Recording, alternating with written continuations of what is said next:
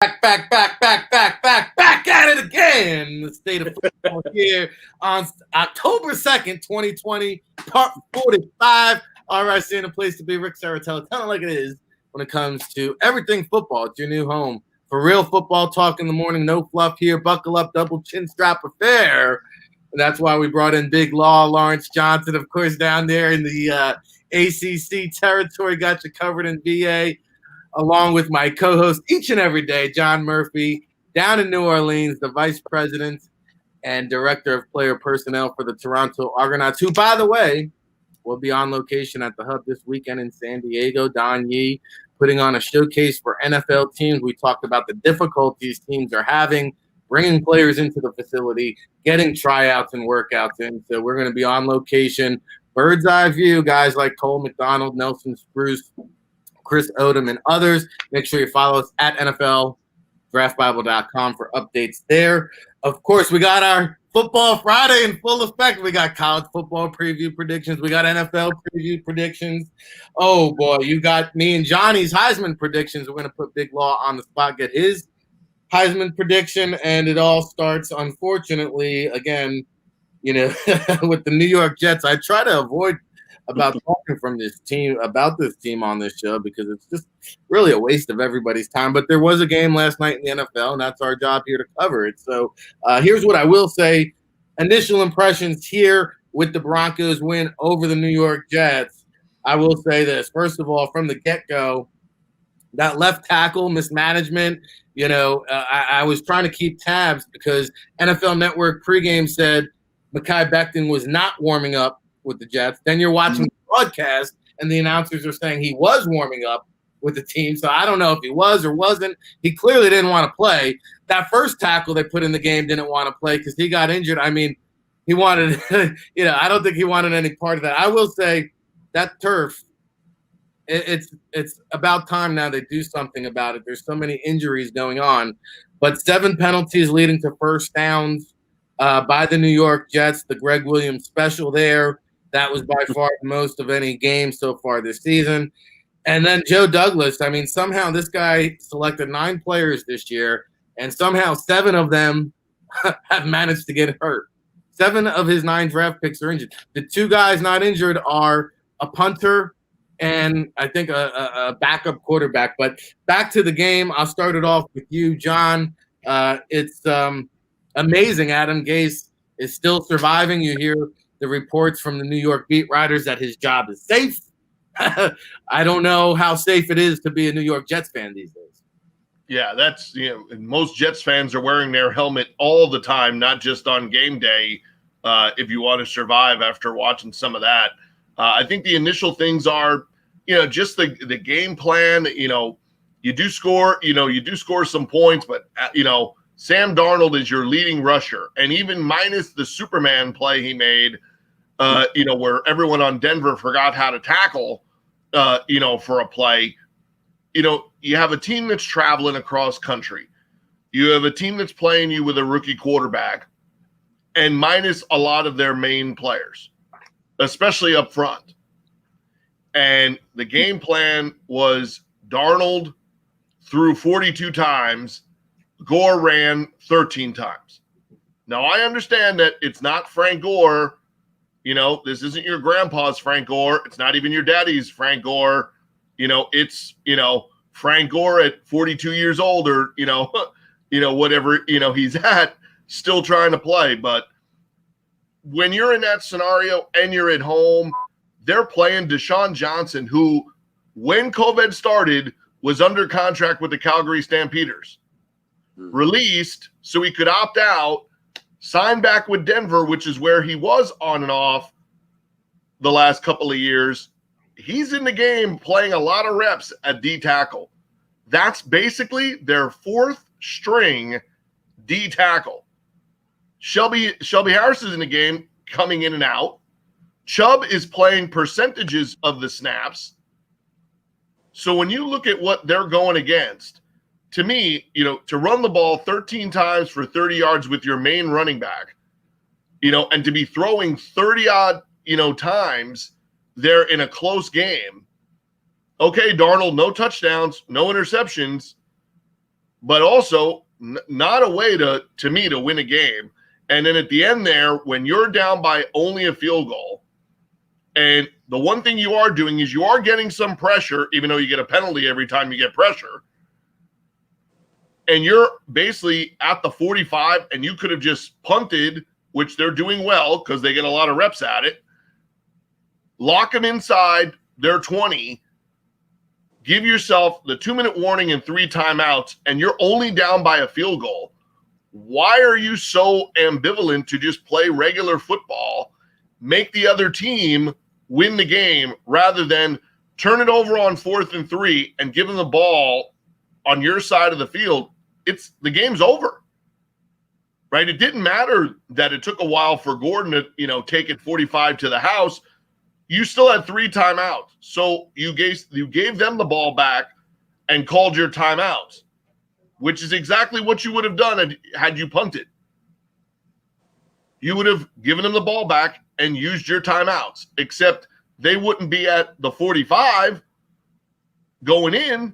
They'd be at the 20 or 15 or 10-yard line having to get out and likely punted back to you in much better field position to kick a field goal. So I'm kind of at a loss for why you did that. And the other thing that I think that there's really no time for, there's never a time for it, but especially with everything else we're dealing with, you saw throughout that whole game, we had 8 players, right? 7 of them came off the PR and got activated within 24 hours of the game. Tim Jernigan basically flew from Jacksonville, passed the COVID test, went to the game, met his team, and played for the Broncos. That guy didn't do anything. He didn't even know what jersey he was wearing. Last week, Jernigan on Sunday was playing for the Jaguars against the Dolphins, and last night played for the Broncos against the Jets in New Jersey, and is now going to Denver, flying home with his new team. But I think the thing you got to look at there is how they handled and how they're handling what's going on. You may see that, hey, I give Darnold a ton of credit. You take that big hit, looks like you might be out, and he comes running back in and jumps back in the fray and was getting his ass handed to him because of how that O-line was playing. I'll give him credit for, you showed me some toughness. You made that one play, but there's nothing happening really with that offense, even minus the weapons. I just don't see any real creativity that makes me wonder how good could this be when everybody's healthy and playing. But I think the thing you got to really look at is 6 penalties that were of the variety of the type that they got. And at the end of the game, and I know McClendon wasn't meaning to, drive them down and injure them. But that play in the last, 50, 60 seconds shows you there's still some real negative dog in Greg Williams at times when things aren't going his way. Oh, yeah. Because the kid, what he's doing. They're just going to drop back and try to throw it up for grabs and run the last 8 seconds off the clock. And to have your D tackle stick his helmet in that guy's chest and bury him. I've never seen Vic Fangio. I've hardly ever seen an NFL game where the head coach at the end of the game ran off the field and basically in a show of disrespect was like, after how you just handled the game for 4 quarters with your coordinator and your players, Vic Fangio went off the field without shaking hands with Gase whatsoever. Yeah, I mean, well, we have seen that in the past. I think it was getting feisty there in the end, but an undisciplined team, a Greg Williams type of team. But at the end of the day, to your point, Sam Darnold, I mean, you lost to a backup, a third-string quarterback, undrafted, who threw 3 picks. Hey, what are we doing here? And then you even question, why are we even putting Darnold back in the game behind a third-string left tackle? Again, the offensive line just letting him get crushed. Oh, I don't think you could have put Flacco in there for that. I don't think Flacco was ready for that. I don't know what you do. I don't know what the answers is. All I know is the New York Jets are in a lot of trouble. We've got Big Law Lawrence Johnson from 7 City Sports ShopTalk in the show here. Final thoughts on the Jets and the Broncos game last night. This is what I can tell you. It was a game where you had a lot of young players, a lot of backups. It was almost like the fourth preseason game. And, when you have that kind of going on, all you should do, like you guys were saying, is, all right, the game's already kind of been decided, get your younger, important players out so you won't have to risk injury. If it was me, I would have just tried to run Gore. Those guys are coming across country. Just run Gore. Keep it very simple. You can probably answer this for me, John and Rick, that, is Sam Darnold still having issues? I watched some of it. I didn't watch a ton of it, but I watched some. He's still having issues with getting to his second and third reads?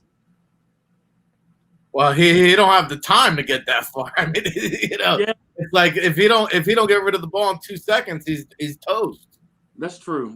Yeah, and of course, not having your other first round pick, Cal Becton, in there, so that's definitely is hindering him from developing. But with Adam Gase, you're right. Him still surviving.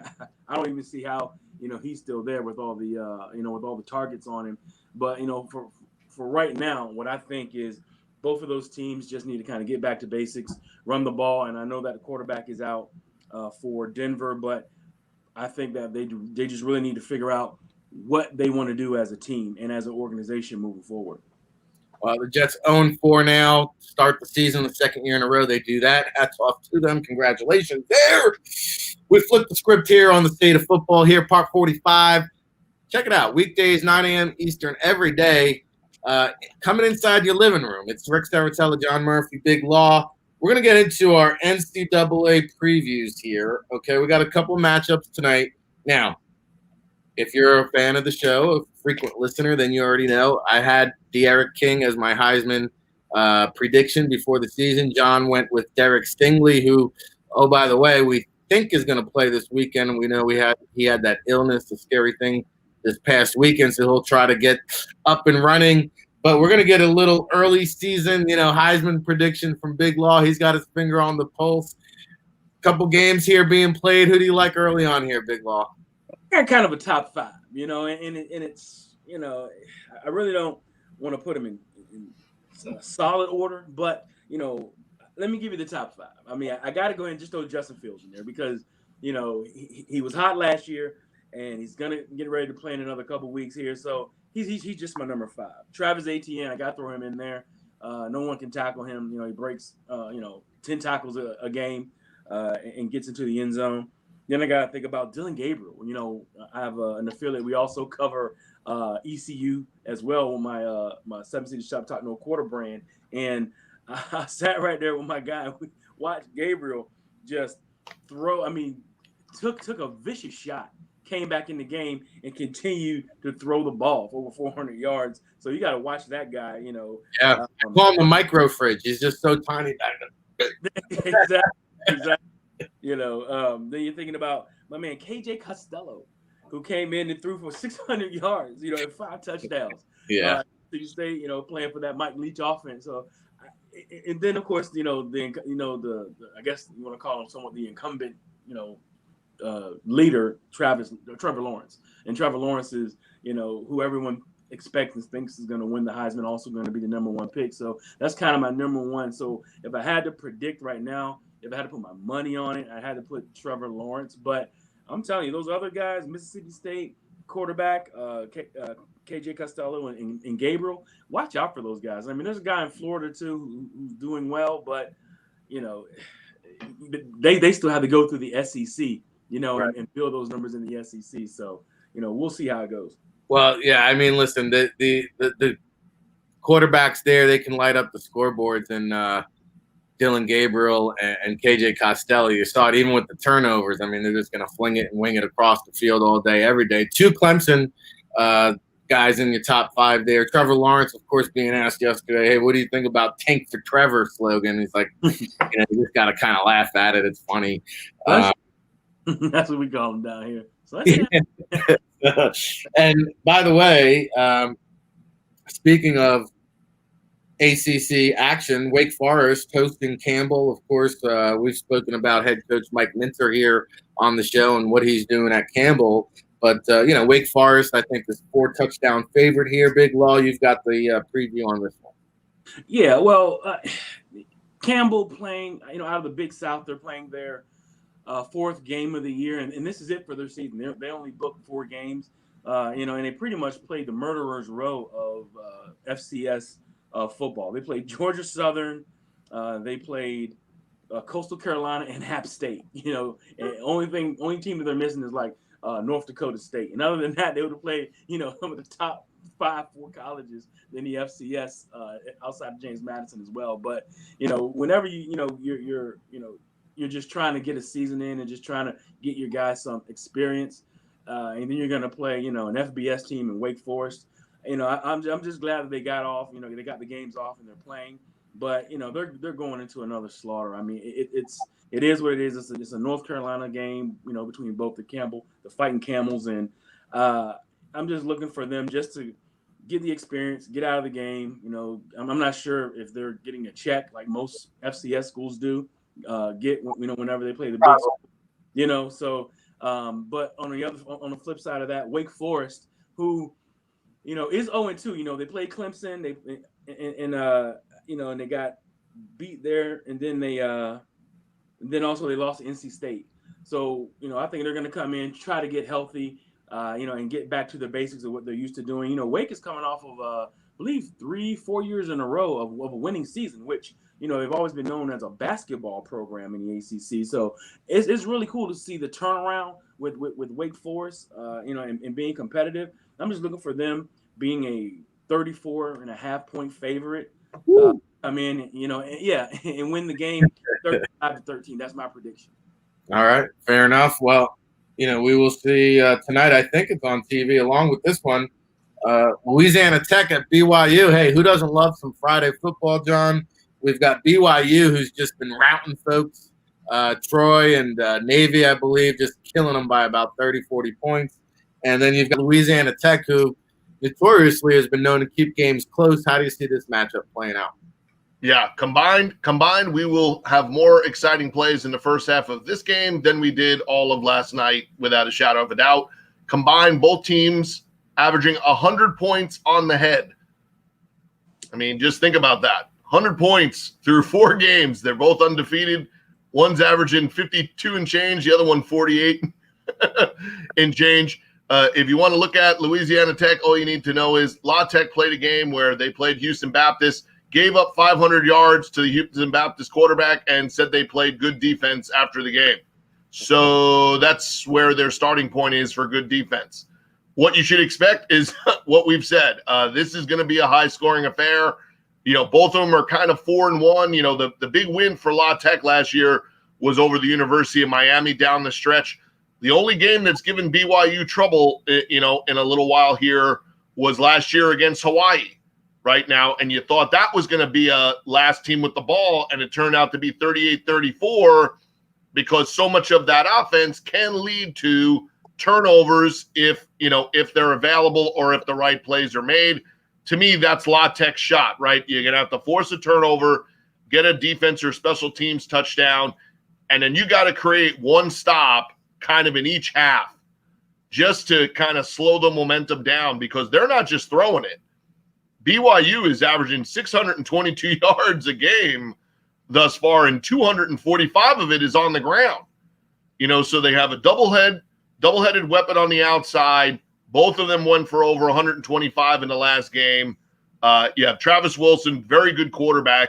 But you got to admit, Skip Holtz has done a really, really good job at Louisiana Tech. Number one, with recruiting.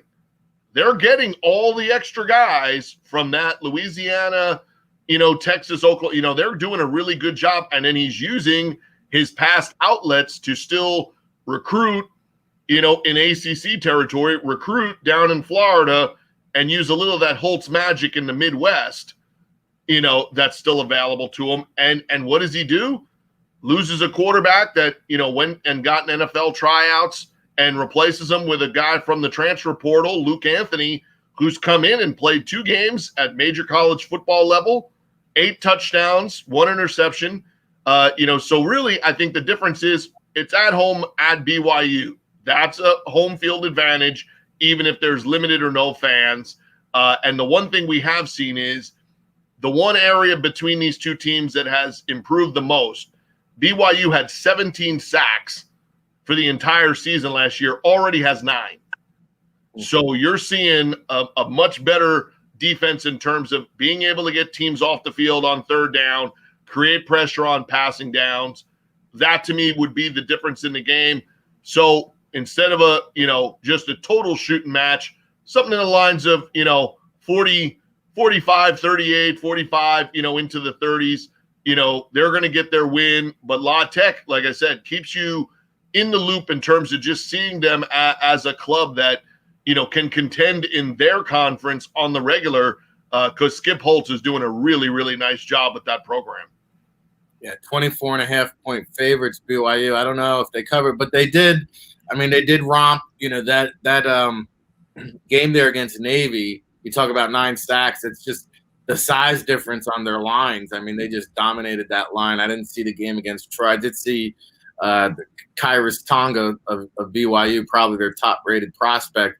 I mean, he just was unblocked, ran, and picked up a sack that way last week. But that's one guy we're definitely keeping an eye on there at the NFLPA Collegiate Bowl. And, of course, those games will be tonight, Friday night football. Under the lights. Okay. The State of Football, Ric Serritella, John Murphy, Big Law here breaking it down. Of course, we are interactive. We want more questions. We want listener feedback. Feel free to chime in. We're on Twitter. We're on Facebook. We're on Periscope. We're on YouTube. Drop us a line. Ask a question. Give us a comment. We take all feedback, good, bad, welcome, indifferent, everything in between. We love it all here on the State of Football weekdays. 9 a.m. Eastern. Okay. College football, a lot of good games here coming up. You mentioned Kyle Trask, who's playing good football, Big Law. Mm-hmm. Can't duplicate that against the South Carolina secondary. I mean, there's some good players back there. I don't know if South Carolina has the firepower to keep up, but they do have some defensive talent on that side of the ball that can maybe I don't know if anybody can guard that tight end over there, but maybe limit this Gators offense. Well, I'm looking at the spread. They're talking 17.5 points. I think that's a lot to give for a team that's especially defensively skewed like South Carolina. I get it. It's Florida. They're number 3, so they're going to get a bump anyway just because of the ranking. I kind of feel like Kyle Trask, and Muschamp, they're going to put a good game plan together. But I just think, South Carolina, they're going to come to play. They gave up Florida. They gave up over 600 yards to Ole Miss last week, And so, I'm not signing off on any of that. I just feel like that the South Carolina Gamecocks, this game, just like, whenever Florida plays Georgia, whenever they play any of those northern, southern SEC teams, it's always a battle. It's always kind of a between the hedges, I believe is what it's called, right? Between the hedges, kind of a feel, even when South Carolina and Florida plays. So I think it's not quite backyard, but they're close enough to each other where it's still, I think, a decent rivalry, and it's an SEC game. So you never really know because there's athletes all over the field. Right now I feel like the South Carolina Gamecocks can pull this off, just because the Florida defense is a sieve right now. And like you said, a passing league, 2 passing teams. You got defensive backs who can cover. You're looking at coverage sacks. You're looking at interceptions. You're looking at batted balls. I'm looking at a 27-24 upset over the number 3 team. Woo! Okay, out of the gates, we got an upset alert here. That's it. South Carolina over number 3 Florida. That would be surprising here. I think this is a big test for Kyle Trask because, we mentioned it at this time a year ago. It was like, hey, Joe Burrow got out of the gates fast. We said, hey, yeah, that's pretty good. We'll keep an eye on that, John, Big Law going with the upset. I do think it's going to be closer than what Vegas is saying. Do they have a shot to pull this off?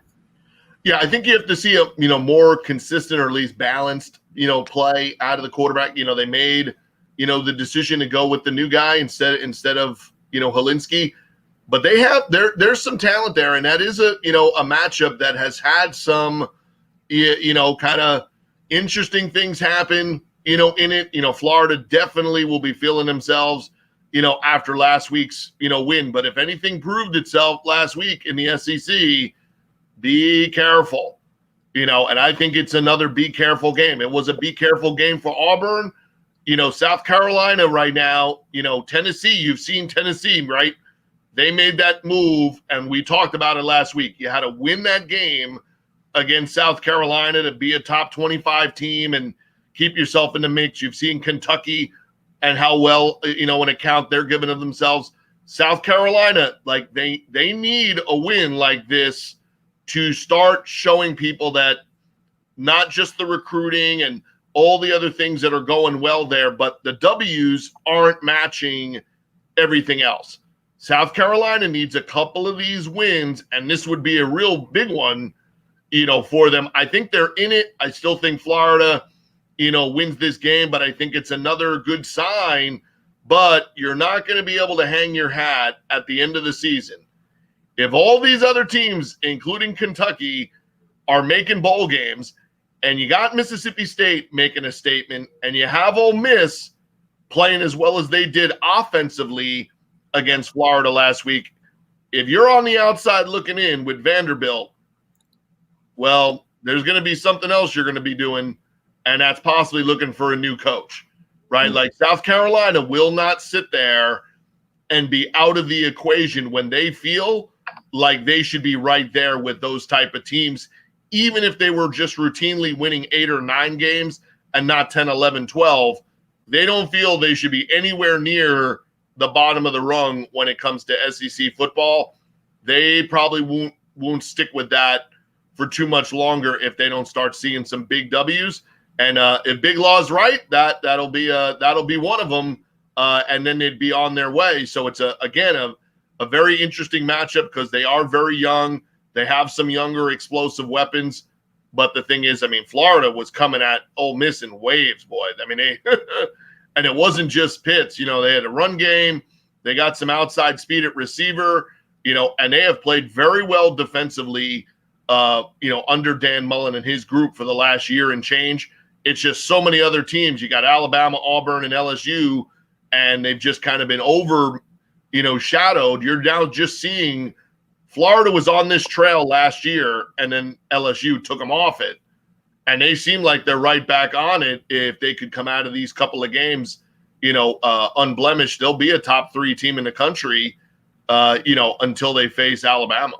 Well, you know what? Big Law had a hot take. I got a hot take too. Florida is my pick for the national champions, but I do think it's going to be a close game here for the reasons that he mentioned. And I will say this, South Carolina, they were winning under Steve Spurrier. They had 7, 8, 9 wins. It's the big win that kept being elusive, and it continues here under Will Muschamp.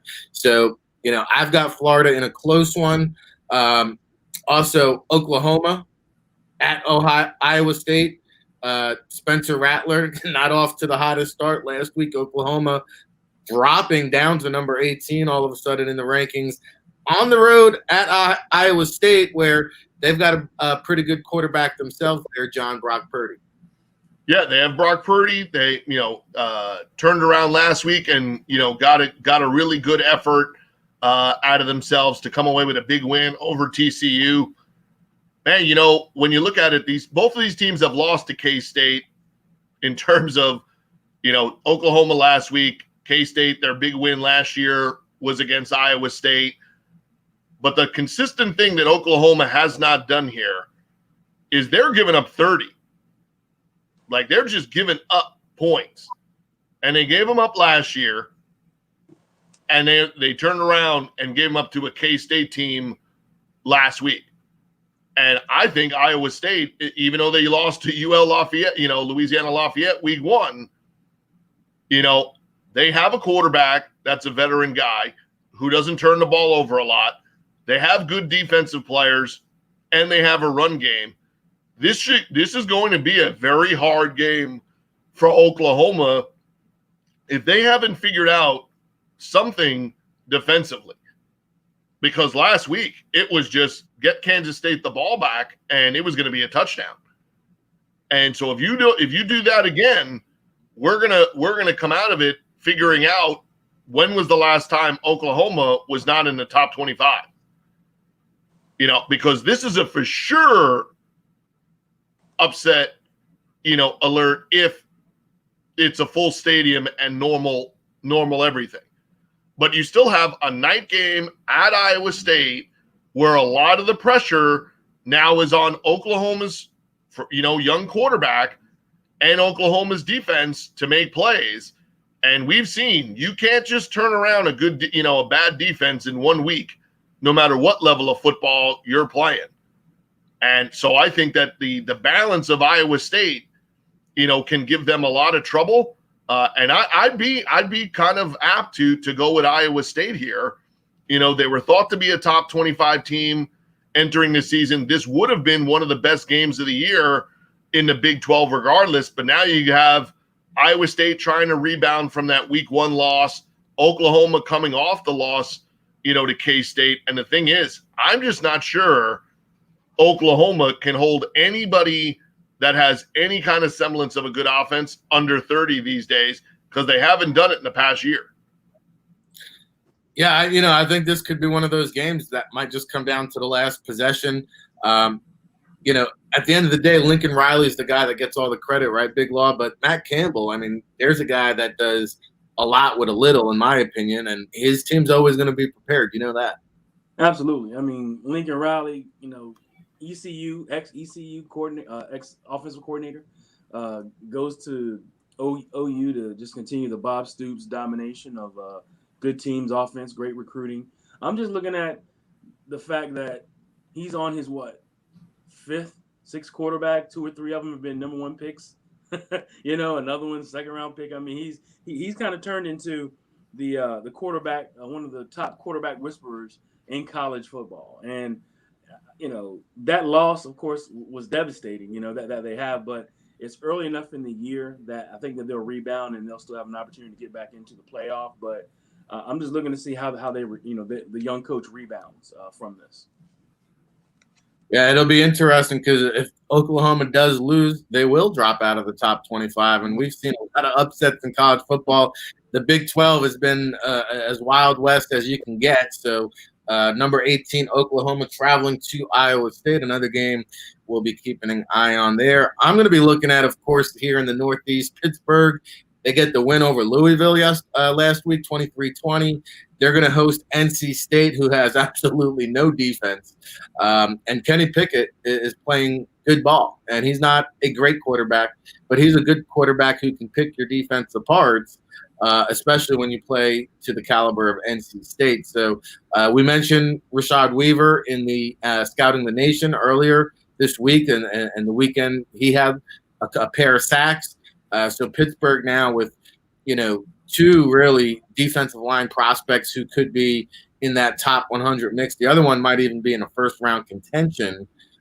So NC State, Aleem McNeil, defensive lineman, you hear he might dip his toes in the water and test the NFL draft pool. And then Carrie Angelini, this tight end, kind of triple threat, run, block, catch, the transfer from USC. He's been a pass-catching kind of weapon there for NC State. But, Big Law, I know you've got kind of a good feel for this NC State team with that defense. I just think that Pittsburgh here at home takes the W.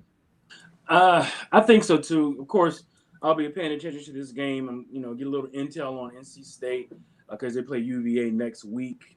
So, yeah, I think that NC State is definitely a team to reckon. I said they were last week. I kind of called them the Sybil team, where you don't know what you're going to get. You can get a team that is ready to ball out, like they used to when they played Florida State all the time. Now sometimes you get a team that you don't even know what the heck you get, and they can lose to a lowly team in the ACC. So Kenny Pickett, you talked about, he's a baller. He's a gamer. He's got that moxie. That's what I look at him as. He's gonna just make plays. And I think he's gonna pull it out at the end. I think he's gonna figure out a way. He'll run on you. He just wants to win the game, and he shows in his desire, just trying to move the chains no matter what reason, however he can get it done. So I think that they're going to pull it off as well, as far as Pittsburgh winning the game. And I'm looking at, like a 13-point victory.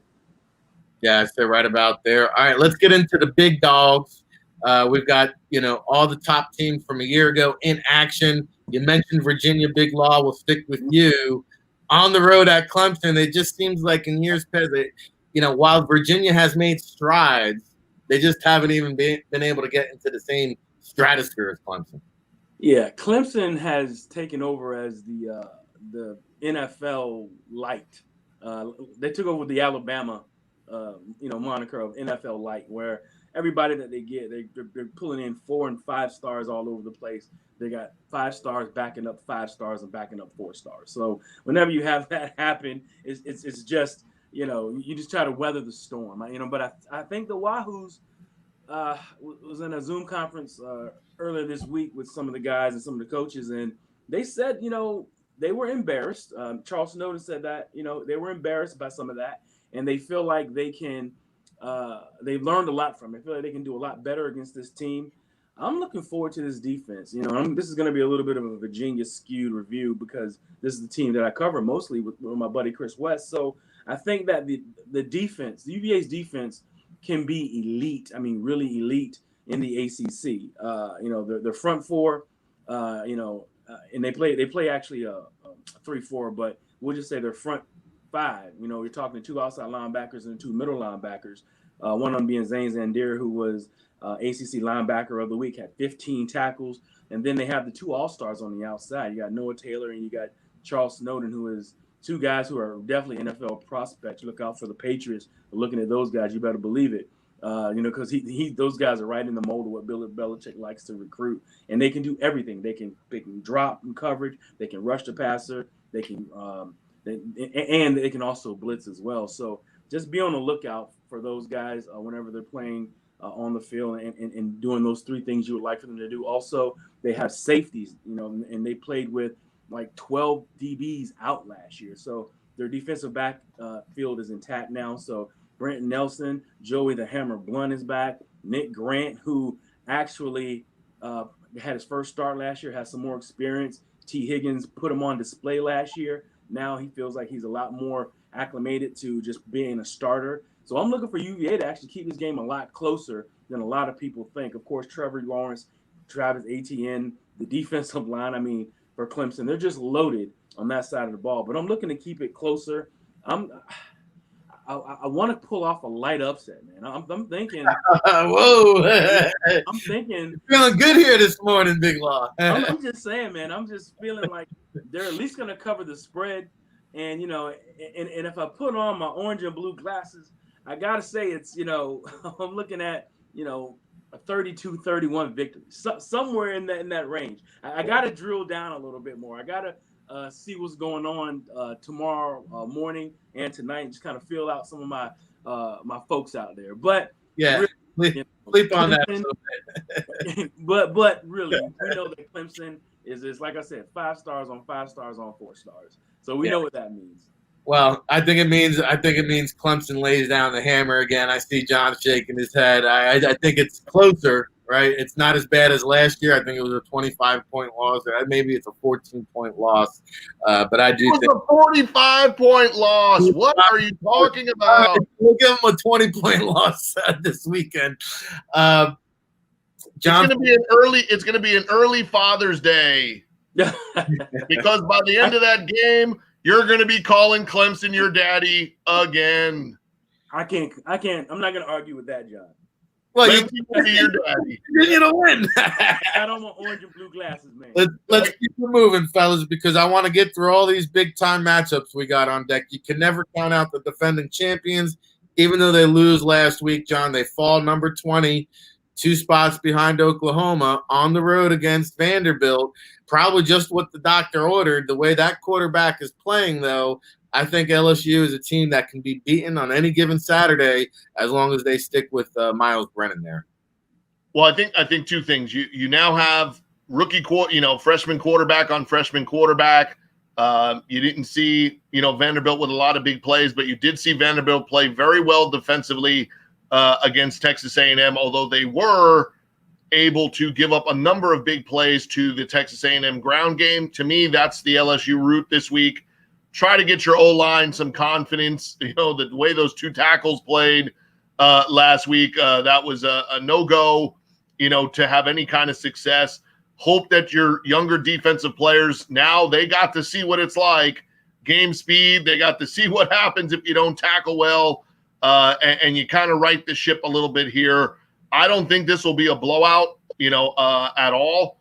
I think it's a LSU win, but I think the one thing to look at is if the offense were to be stagnant again by halftime, do you see either Max Johnson, who is a very good young quarterback, Brad Johnson's, pedigree there, or do you see TJ Finney, who is a Brad Leftwich looking size guy who has some freakish, talents in terms of throwing the ball, would be a very different type quarterback than what you've seen. But with those weapons that they have, you can make a mix and match of a guy like Max Johnson, who has that Jeff Driscoll athletic ability to take off and run with it, and be a guy that you could do the RPO with then, or a kid like Finney who has a really live arm.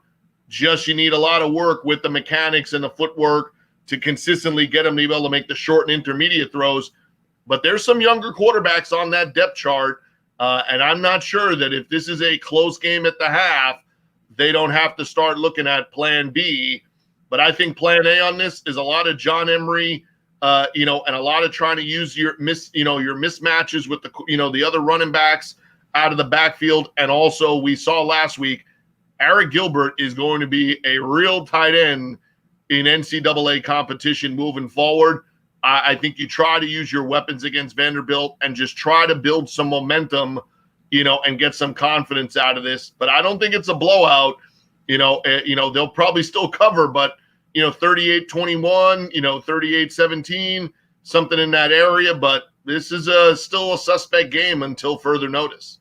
Yeah, I don't see LSU blowing out anybody with that quarterback. What a stark difference from a year ago. And this is the kind of game, though, you can afford to make a couple mistakes and still come out on top. All right.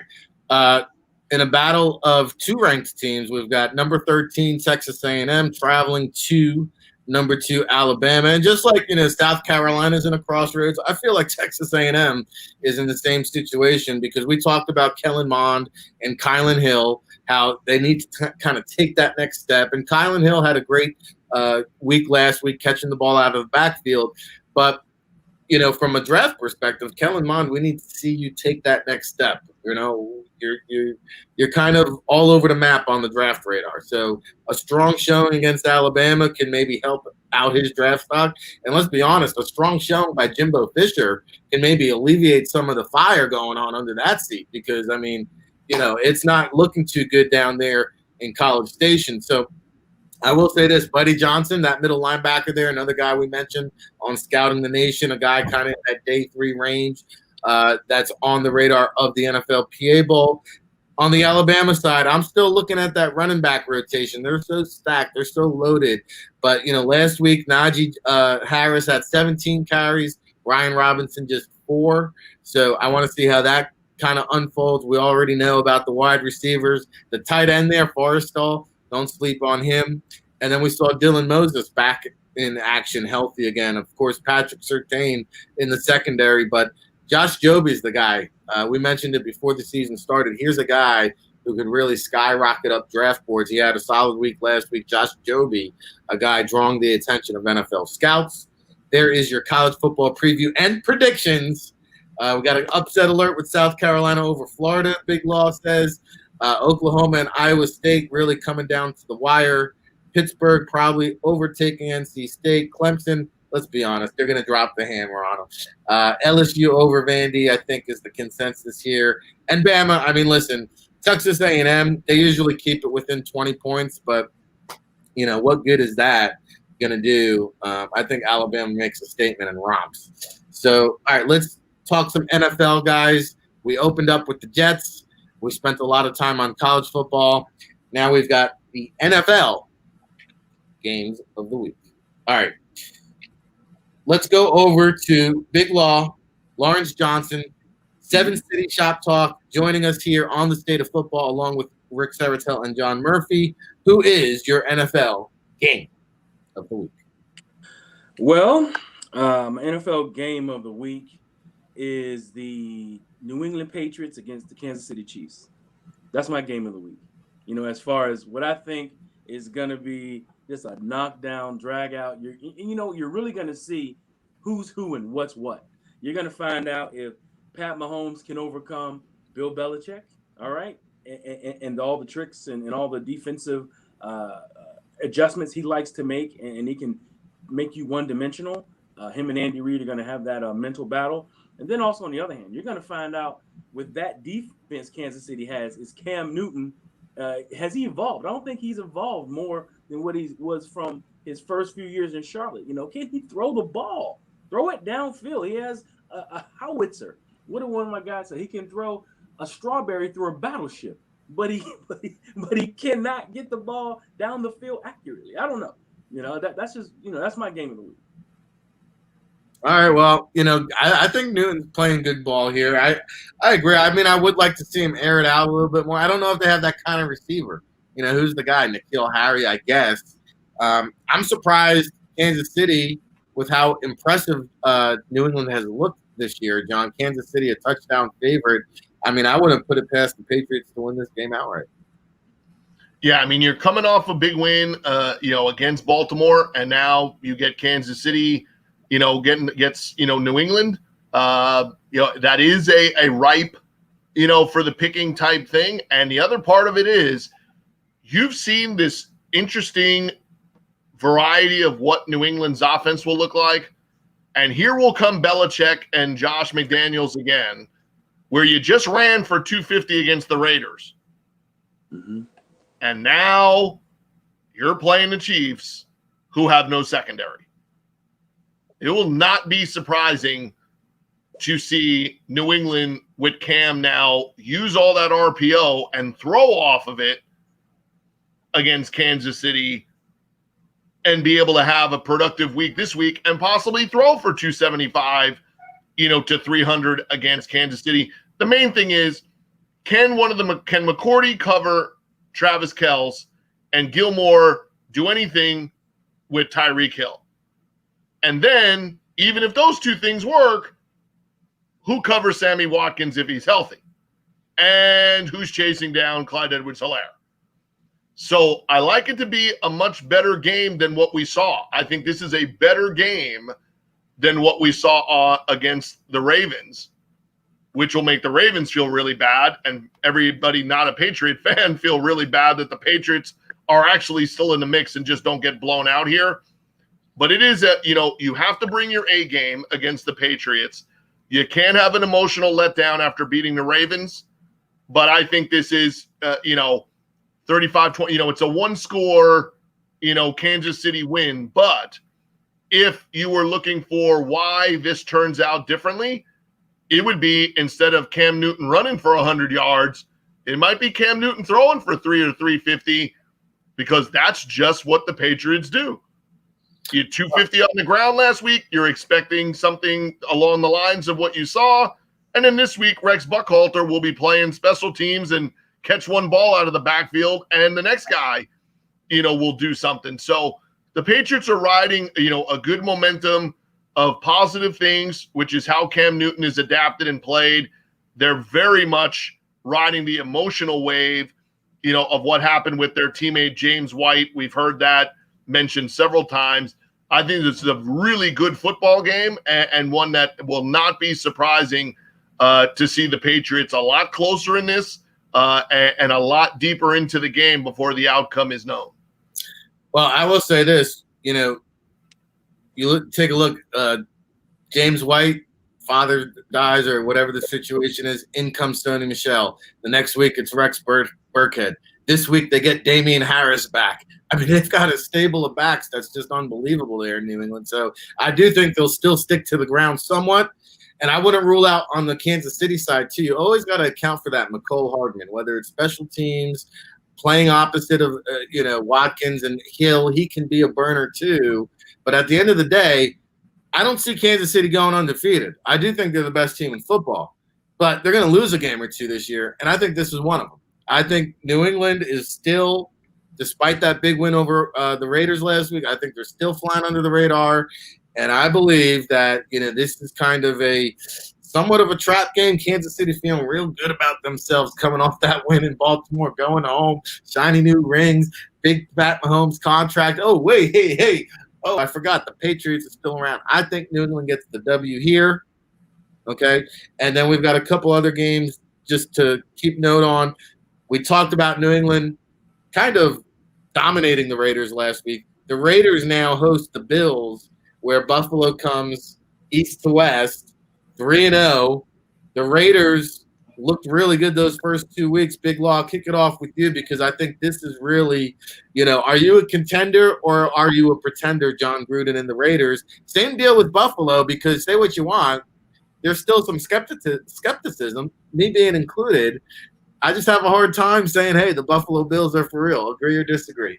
I think I disagree. I think the Bills are ready. I think that they finally kind of turned the corner. They got a good enough defense. I think that the quarterback, sure, he's growing, but he's trying to get into the elite quarterback kind of stats. He has the measurables, big, strong kid, like I said, can throw it a mile, great feet, I think this team is ready to go. I think Oakland is still building. I mean, they got out early, got a couple good wins, but I think that the Bills, have been battle tested playing New England year in and year out, and I think that they're finally ready to compete and and really give New England a run for their money. I mean, it's still, Bill Belichick is still the emperor, but you still got to give the Bills some respect on this. Well, I'll tell you what, if they beat my Raiders this weekend, I will give them the respect they deserve. John, how do you see this one playing out?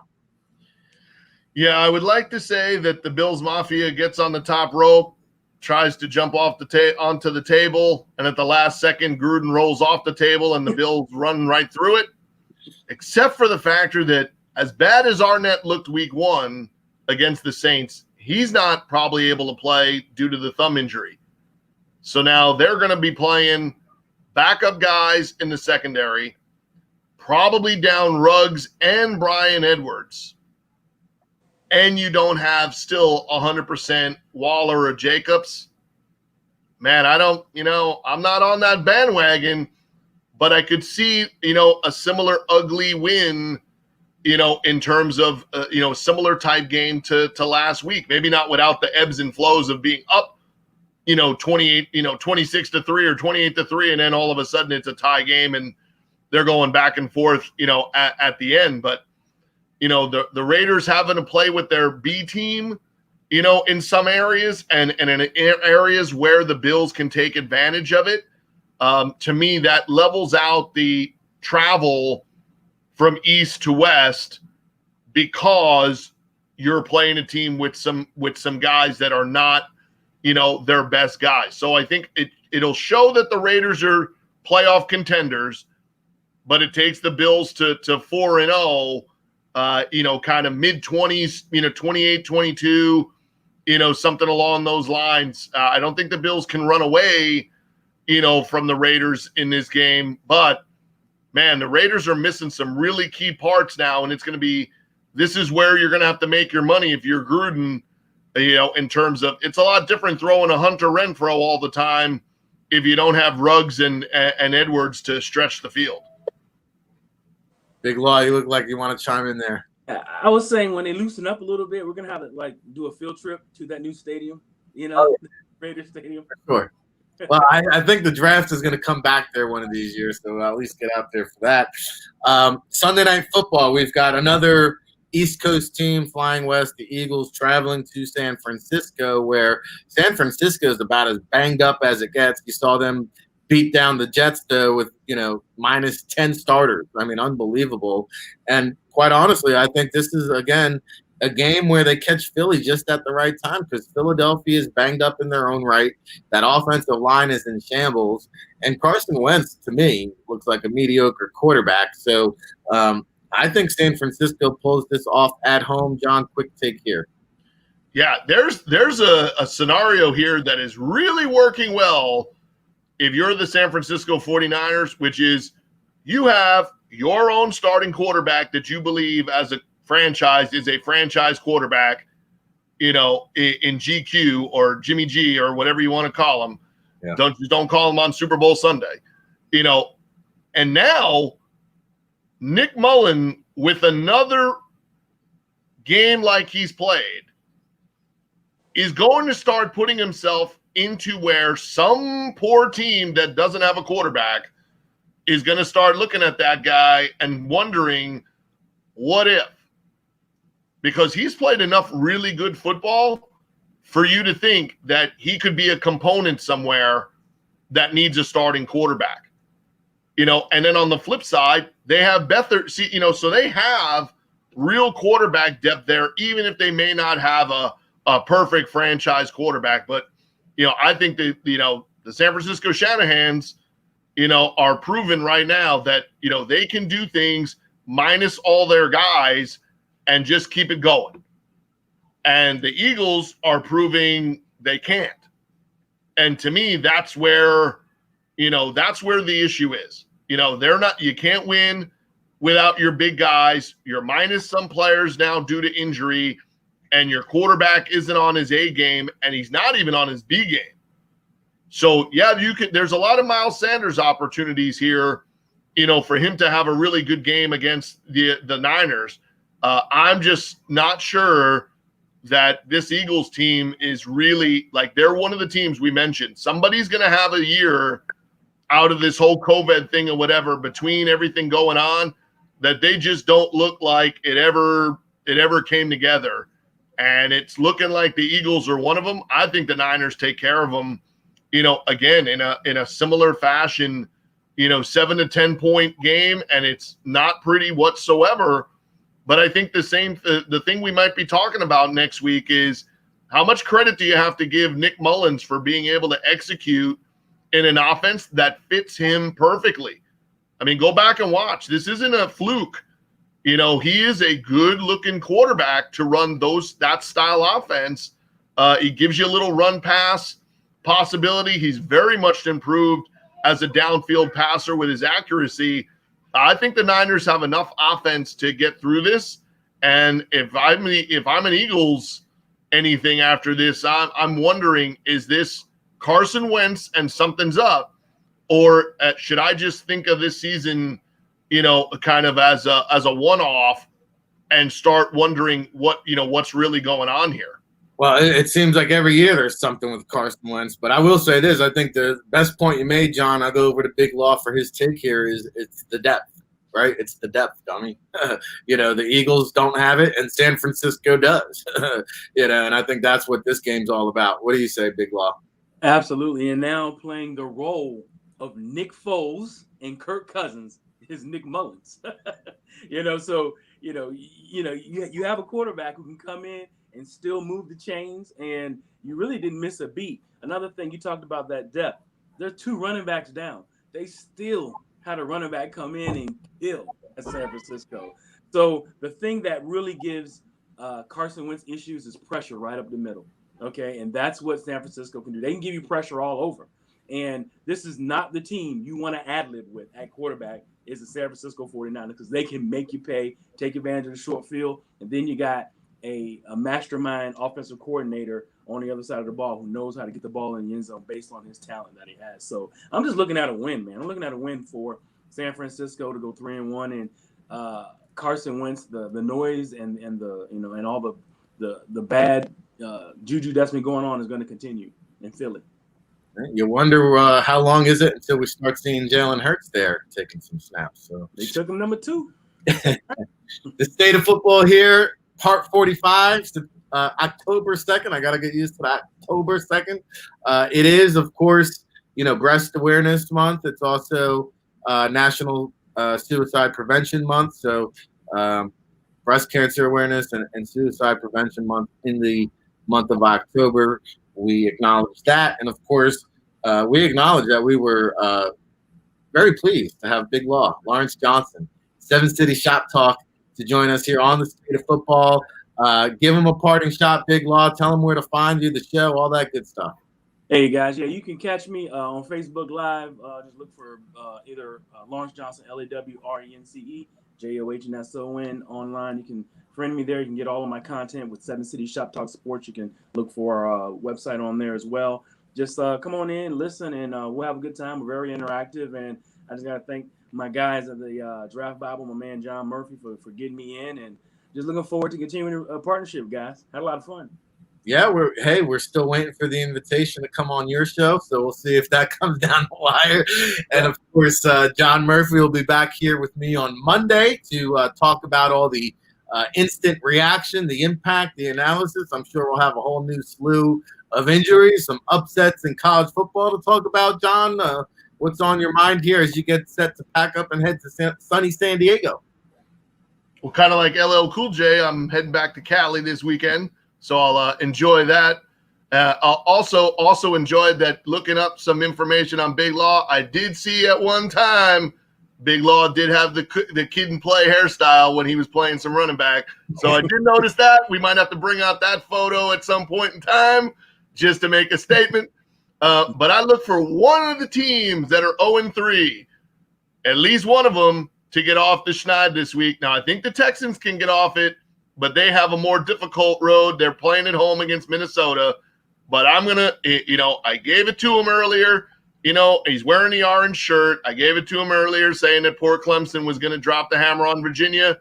I got a team of fans that are looking for a W, and LSU may have not gotten one last weekend, but I got Joe Burrow getting off the schneid, and the Bengals win at home against the Jaguars. At least one of the 0-3 teams gets off the schneid, because we know one thing. I'm going to Cali. The Giants are going to Cali, and only one of us is coming back with a W, and it ain't the Giants. Yeah.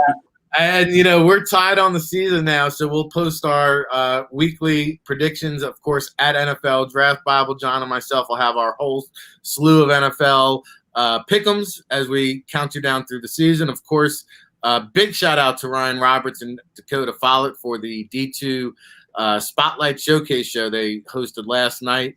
The top talent at the D2 level. We also have an HBCU Spotlight Showcase coming up, so be on the lookout for that. Of course, Rise and Draft, he'll have all the announcements how to get into that showcase. And then, of course, Friday Night Scout School tonight with David Turner and Ryan Roberts. They are going to do part 2 of Offensive Concepts. Make sure you log on to NFLDraftBible.com for that. In case you missed it throughout the week, who's in, who's out? Rashad Bateman, we talked about, signed with an agent. NCAA cleared him to opt back in for Minnesota Gophers, potential first-round pick there. Staying in the Big Ten, who's opting out, Micah Parsons, Penn State linebacker, will still remain out. I mean, here's a guy, you could argue right now he's a top 10 pick, so does he really need to put himself at risk? And, this is something, again, we'll talk about more. Is this a trend that could follow minus the COVID as we get moving on to the college football world? And then Paulson Adebo, the Stanford corner, who I had a chance to see in person, really good-looking player, just really well-built, great size, long arms. You hear Coach David Shaw talks about his mental toughness, his physical toughness, his football IQ, and the ball skills of a wide receiver. So Paulson Adebo, I see varying reports, draft grades on him, but I'll tell you what, he's one of those first guys off the bus, just Paul Orndorff, body, beautiful looking type of prospect. Go ahead, Big Law. You want to talk? And I just got, later on, I got to get your analysis, and maybe we can do this on air next week. I got to get your analysis on my man, Lavelle Davis Jr. Boom. Okay. Give me some homework, baby. I'm going to dig into him. Yeah. And we'll come back. We'll break him down next week. And then parting shot here as we wrap up the state of football. Listen, I know there's only 32 jobs at the NFL level. And sometimes as a general manager, you have to do things to keep your owner happy. But sometimes – you tend to do things to keep your job in the short term, but at the end of the day, your gut is telling you something else, and you go against your gut. And in the long term, it's going to cost you your job anyway. So here's what I'll tell you. Take a page out of the book of Bill Parcells. His first year on the job, he did it the owner's way. He didn't do it his way. And, he came out the second season, job on the hot seat. You always hear him talk about, I think they were 0-2 the second season. He said, screw it. If I'm going to go out, I'm going to go out my way. He did it his way. And you know what? It turned into 2 Super Bowls. And he stayed a long time in New York. Our patience is short here in New Jersey. Joe Douglas, I'm talking to you, brother. You better not let your loyalty and allegiance to Adam Gase cost you your job, sir. Because guess what? Our patience is thin and time is running out. That's all we got. We'll be back on Monday. Thanks again to John Murphy, Big Law, RIC, and a place to be. Telling it like it is when it comes